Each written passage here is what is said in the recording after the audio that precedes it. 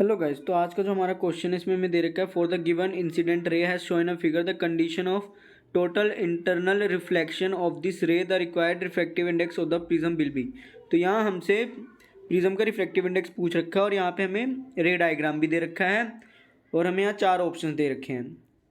तो गाइस हम जानते हैं कि इस वाले सरफेस पे जब हमारा जो एंगल ऑफ इंसिडेंस होगा वो अगर क्रिटिकल एंगल के बराबर होगा तो जो हमारी रे होगी नॉर्मल से कितना रे बनाएगी, यानी कि जो हमारी रिफ्रैक्टेड रे होगी वो नॉर्मल से कितने डिग्री का एंगल बनाएगी, 90 डिग्री का एंगल बनाएगी। तो पहले तो हम ये थीटा निकालेंगे, लेकिन उससे भी पहले हम क्या निकालेंगे, हम पहले यहाँ पे अपना एंगल ऑफ रिफ्रैक्शन निकालेंगे।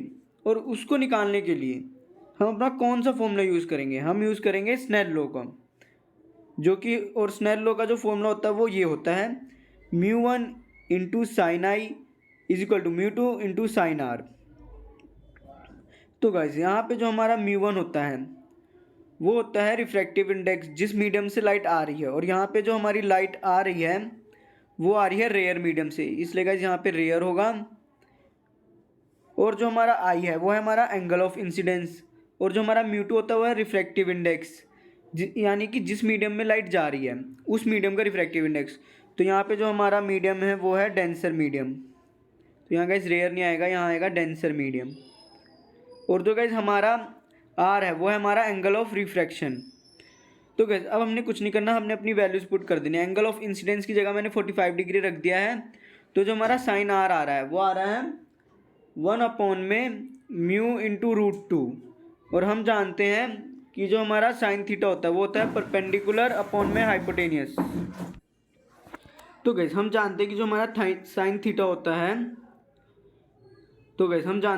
साइन थीटा होता है वो होता है परपेंडिकुलर अपॉन में हाइपोटेनियस।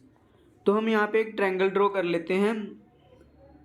तो गाइस पहले मैं यहाँ पे सब मिटा देता हूँ, ये सब मिटा देता हूँ, और यहाँ पे हम एक ट्रायंगल ड्रॉ करते हैं। तो गाइस इस सरफेस पे ये वाली नॉर्मल हो जाएगी और ये इस वाली सरफेस पे ये वाली नॉर्मल हो जाएगी। ये गाइस जो ब्लैक है पूरी यहाँ आ रही है। तो गाइस ये हमारा एक ट्रायंगल बन गया, आप देख सकते हैं। अब मैं इस ट्रायंगल को यहाँ ड्रॉ कर रहा हूँ, ठीक है गाइस। तो ये हमारा गाइस आर है और इसको हमने मान लिया थीटा। अभी गाइस हमने इसको थीटा मान लिया है, तो मैंने आर निकाल लिया है और जो मेरा आर आया है वो आया है साइन आर। तो गाइस हम जानते हैं कि अब इस ट्रायंगल में परपेंडिकुलर ये है, यानी कि ये हमारा है 1, और जो हमारा हाइपोटेनियस है वो ये है, और जो कि आया है हमारा म्यू इंटू √2 ये है। अब हम क्या करेंगे, अब हम पाइथागोरस थ्योरम का यूज़ करके ये बेस निकालेंगे, जो कि मैंने यहाँ निकाला है। ये वाला फॉर्मूला हमारा पाइथागोरस थ्योरम का है, इसमें मैंने वैल्यूज़ रख दी हैं। तो जो मेरा बेस आ रहा है वो आ रहा है √2 इंटू μ² -1। तो गाइस और आप यहाँ पे इस ट्रायंगल में देख सकते हैं कि जो हमारा थीटा है वो कितना आएगा, क्योंकि हम जानते हैं कि जो हमारा ट्रायंगल होता है उसकी तीनों साइडों का जो सम होता है वो होता है 180 डिग्री। तो यहाँ पे हम पहले थीटा निकाल लेते हैं। तो हमारा क्या हो जाएगा, theta plus 90 degree plus r is equal to 180 degree. तो इसको अब जब हम सॉल्व कर लेंगे तो जो हमारा थीटा आएगा वो आएगा गाइस 90 डिग्री माइनस, यहाँ पे गाइस 90 डिग्री माइनस आर, ठीक है गाइस, ये आएगा। तो जो हमारा थीटा 2 आ रहा है गाइस, थीटा 2 ही मान लेते हैं उसको, जो कि मैंने पहले लिख दिया। तो थीटा 2 मान लेते हैं इसको। तो जो हमारा थीटा 2 आ रहा है वो आ रहा है 90 डिग्री माइनस आर। तो जो हमारा थीटा 2 आ गया 90 डिग्री माइनस आर आ गया।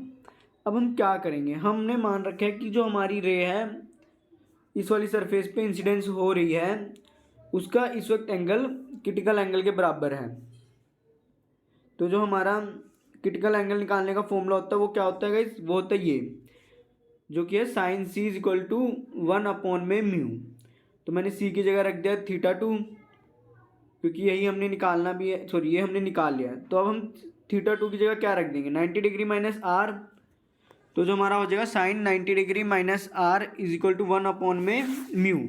और हम जानते हैं कि जो हमारा साइन 90 डिग्री माइनस आर है वो किसके इक्वल है, वो है कोस आर के इक्वल, इसीलिए मैंने साइन 90 डिग्री माइनस आर की जगह रख दिया कोस आर।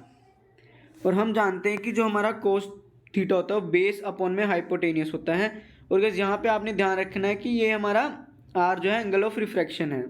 तो हम बेस और हाइपोटेनियस कहाँ से देखेंगे, तो जो हमारा इस ट्रायंगल के केस में बेस और हाइपोटेनियस ये दोनों सेम ही रहने वाले हैं, क्योंकि हम जो कोस आर निकाल रहे हैं वो ये है, ठीक है गाइस। तो जो हमारा बेस आ रखा है और हाइपोटेनियस आ रखा है उसको रख देते हैं। तो बेस की जगह हम रखेंगे,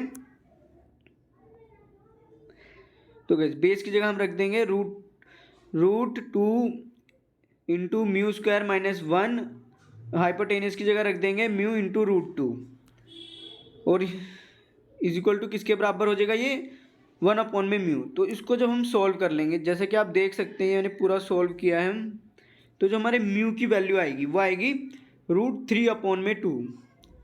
तो जो हमारा प्रिज्म है उसका जो रिफ्रैक्टिव इंडेक्स है वो है, यानी कि जो हमारा प्रिज्म है उसका जो रिफ्रैक्टिव इंडेक्स होना चाहिए वो है √3 अपॉन में 2। और गाइस अगर आपको कोई डाउट है तो कमेंट सेक्शन में पूछेगा। Thank you guys.